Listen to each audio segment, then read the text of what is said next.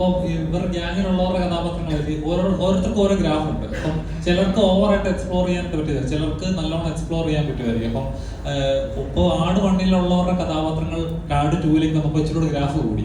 അപ്പൊ അബുവിന്റെ കഥാപാത്രമായാലും എല്ലാം അങ്ങനെ. അപ്പൊ ആട് 3-ലേക്ക് വരുമ്പോൾ എത്രത്തോളം വ്യത്യാസമുണ്ടോ ഓരോ കഥാപാത്രങ്ങൾ? ഇച്ചിരി എക്സ്പ്ലോർ ചെയ്യാനുള്ള സ്പേസ് കൂടുതലാണോ കുറയാണോ?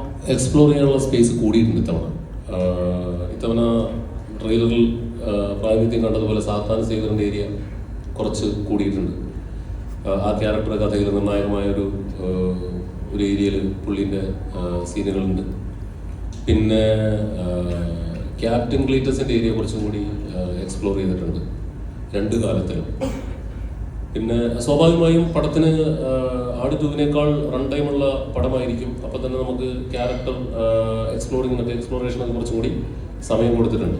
പിന്നെ ഷാജി പാപ്പനും സംഘവും ഡ്യൂഡും സംഘവുമെല്ലാം മാറ്റമില്ലാതെ തുടരുന്നു. ഇക്കാലത്തും എല്ലാ കാലത്തും പ്രത്യേകിച്ച് ഒരു ഗതിയും പരഗതിയും ഇല്ലാതെ അവർ തുടർന്നുകൊണ്ടേയിരിക്കുന്നു, നിങ്ങൾ ട്രെയിലറിൽ കണ്ട പോലെ.